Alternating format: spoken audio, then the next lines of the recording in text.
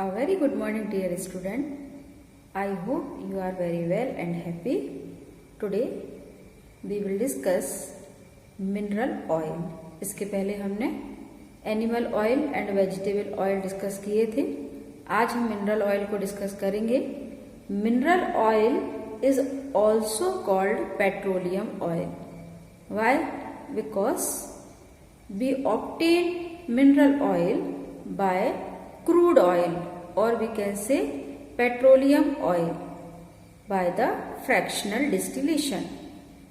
Fractional distillation आप लोग जानते होंगे. इसमें हम डिफरेंट फ्रैक्शंस को उनके बॉइलिंग पॉइंट के अकॉर्डिंग उनको हम वेपोराइज करते हैं, और वेपोराइज करने के बाद जब उसको कंडेंस करते हैं तो अलग अलग फ्रैक्शंस को हम अलग अलग तरीके से कलेक्ट करते हैं. इसको हम बोलते हैं फ्रैक्शनल डिस्टिलेशन. क्रूड ऑयल में बहुत सारे हर प्रकार के छोटे से छोटा मॉलिक्यूलर वेट से लेकर के बहुत ही हाई मॉलिक्यूलर वेट वाले फ्रैक्शंस होते हैं, उनको हम सेपरेट आउट करते हैं. तो इसमें जो हमारा लुब्रिकेटिंग ऑयल जिसको कि हम मशीन में यूज करते हैं, उसका फ्रैक्शन आप याद रखिएगा. उसका फ्रैक्शन है कार्बन नंबर 12 से लेकर के कार्बन नंबर 50 तक. कार्बन नंबर 12 से कार्बन नंबर 50 तक का फ्रैक्शन जो होता है उसको हम लुब्रिकेटिंग ऑयल के फॉर्म में यूज करते हैं. और इसको हमने कैसे निकाला है? तो हमने निकाला है बाय फ्रैक्शनल डिस्टिलेशन. इसको भी हम हमेशा अपने आंसर में मेंशन करके आएंगे. Fractional distillation. तो फ्रैक्शनल डिस्टिलेशन किसका हम कर रहे हैं? क्रूड ऑयल का. जो क्रूड ऑयल होते हैं, जो पेट्रोलियम ऑयल होते हैं, उनका फ्रैक्शनल डिस्टिलेशन करके हम कार्बन नंबर 12 से लेकर के कार्बन नंबर 50 तक का फ्रैक्शन उसको हम निकालते हैं और उसका यूज हम मशीन में करते हैं. अब ये जो हमने ऑयल को निकाला हुआ है वो बहुत ज्यादा इम्प्योर होता है, उसमें इम्प्योरिटी होती है. तो उसका प्यूरिफिकेशन जो है वो हमको जरूर लिख करके आना है. उसके प्यूरिफिकेशन के लिए हम 3 स्टेप्स में उसका प्यूरिफिकेशन करेंगे. उसको आप नोट करिएगा. First is dewaxination. First is dewaxination. Dewaxination means क्या? वैक्स का रिमूवल. अब ये वैक्स कहाँ से आती है? तो जो भी हमारा क्रूड ऑयल होता है उसमें जो हायर मॉलिक्यूलर वेट वाले कंपाउंड होते हैं, जैसे पैराफिन वैक्स, ये किस कंडीशन में होते हैं? सॉलिड कंडीशन में रहते हैं. तो ये जो वैक्स जो थोड़ी ना थोड़ी जो एज ए इम्प्यूरिटी आ जाती है, उसका रिमूवल हमको बहुत जरूरी है करना. तो डिवैक्सीनेशन के लिए हम क्या क्या काम करते हैं उसको थोड़ा सा देखिएगा.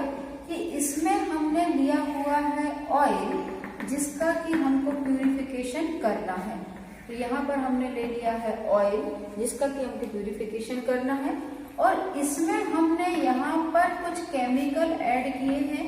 उसमें हमने यहाँ पर ऐड किया है प्रोपेन, या हम कर सकते हैं ट्राइक्लोरोइथाइलिन.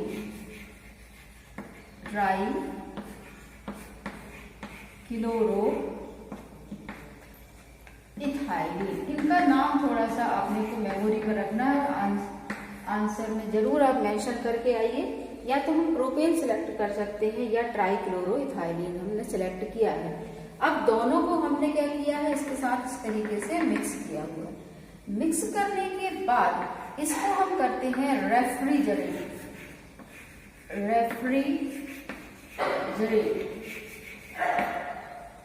इसको हमने किया है रेफ्रिजरेट.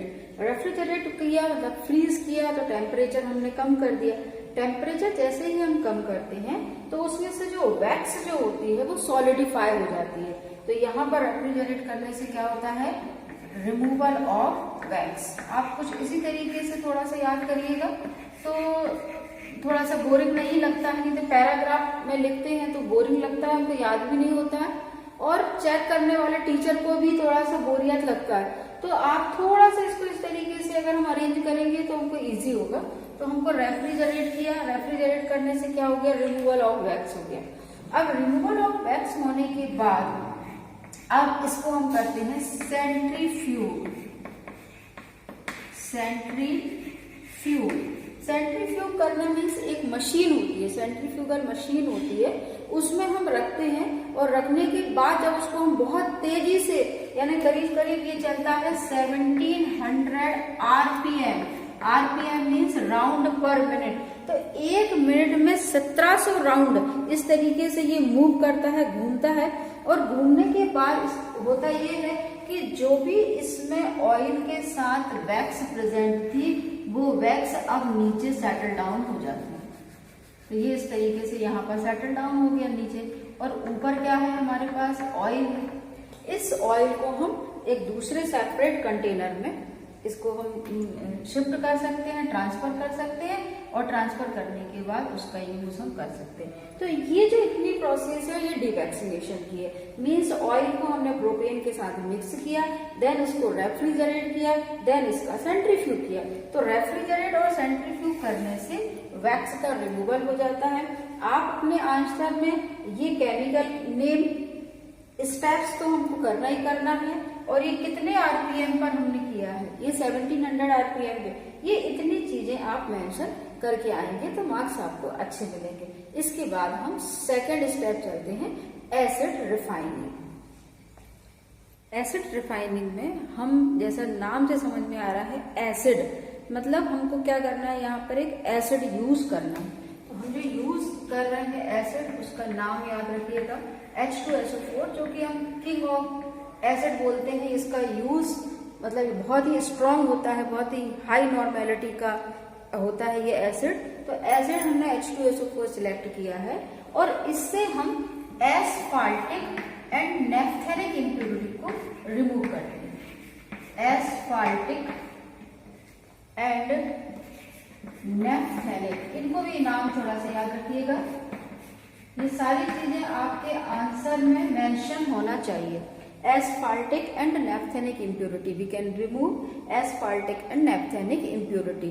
अब एस्फाल्टिक इम्प्योरिटी से प्रॉब्लम क्या है, या नेफ्थेनिक इम्प्योरिटी से प्रॉब्लम क्या है, तो ये जो दोनों इम्प्योरिटी है, ये कुछ कार्बन रेसिड्यू का फॉर्मेशन कर लेती है या स्लज का फॉर्मेशन कर लेती हैं। तो इनके प्रेजेंट होने से जब ऑयल हमारा बर्न होता है तो उसके बाद ये रेसिड्यू बच जाते हैं। फिर ये रेसिड्यू यदि बचे हैं तो मशीन के पार्ट के बीच में जो है वो स्टिक हो जाएंगे और फ्रिक्शन प्रोड्यूस होने लगेगा।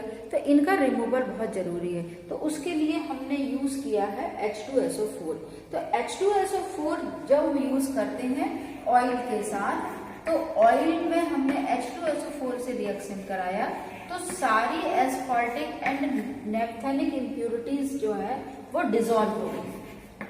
एस्फाल्टिक एंड नेफ्थेनिक इम्प्योरिटी डिसॉल्व हो गई। अब डिसॉल्व हो गई तो वो तो हमने रिमूव कर लिया। अब उसमें क्या बच गया, एसिड बच गया।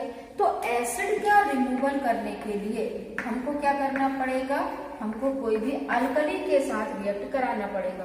तो यहाँ पर हमने अल्कली के साथ रिएक्ट करा करके न्यूट्रलाइजेशन की प्रोसेस की, और न्यूट्रलाइजेशन की प्रोसेस करके एसिड को रिमूव किया, क्योंकि एसिड रिमूवल भी जरूरी है।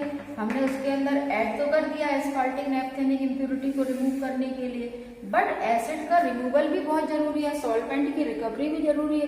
तो ये जो है इनकी रिकवरी करने के लिए हमने न्यूट्रलाइजेशन की प्रोसेस की, और न्यूट्रलाइजेशन की प्रोसेस करके सारा का सारा एसिड जो है वो रिमूव हो गया। एसिड रिमूव हो गया, और इसके बाद तो ऑयल के डीकलराइजेशन करने के लिए, क्योंकि कलर होता है इसमें, तो हमको डीकलराइजेशन भी करना पड़ता है इसको। तो डीकलराइजेशन करने के लिए हमको रिएक्ट कराना पड़ता है फुलर अर्थ, फुलर्स अर्थ मीन्स बेंटोनाइट का यूज हम इसमें कर सकते हैं। यहाँ पर तो बेंटोनाइट का यूज कर सकते हैं, एक प्रकार का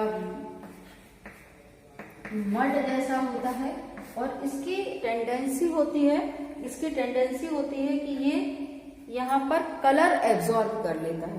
तो कलर एब्जॉर्ब कर लेता है, और फाइनली हमको डीकलराइज्ड ऑयल, कलरलेस ऑयल हमको यहाँ पर मिल जाता है, जिसका कि यूज भी डिफरेंट वे में कर सकते हैं।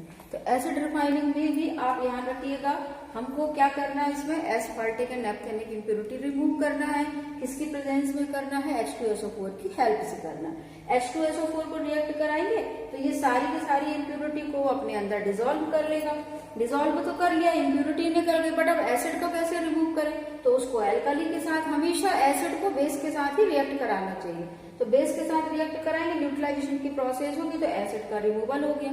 इसके बाद ऑयल को डीकलराइज करना है तो फुलर अर्थ के साथ, जैसे हमने कार्बन ब्लैक भी देखा था, उसके साथ हम रिएक्ट करा करके और ऑयल को डीकलराइज कर सकते हैं। तो इतना हो गया एसिड रिफाइनिंग में। इसके बाद थर्ड स्टेप चलते हैं solvent refining. Step is solvent refining. इसमें हम कुछ सॉल्वेंट यूज करते हैं like propane, furfural, benzene, sulphur dioxide, और इनमें हम अनवांटेड इम्प्योरिटी, एस्पार्टिक नैप्थेनिक के अलावा अदर जो अनवांटेड इम्प्योरिटीज होती है उनको भी हम रिमूव कर सकते हैं। इसमें करने के लिए हमने सॉल्वेंट लिया हुआ है, देन ऑयल लिया हुआ है, और इसमें होता यह है कि जो भी ऑयल के अंदर जो इम्प्योरिटी है उनकी सॉल्युबिलिटी सॉल्वेंट से ज्यादा होती है, तो ये सब सॉल्वेंट में डिसॉल्व हो जाती है।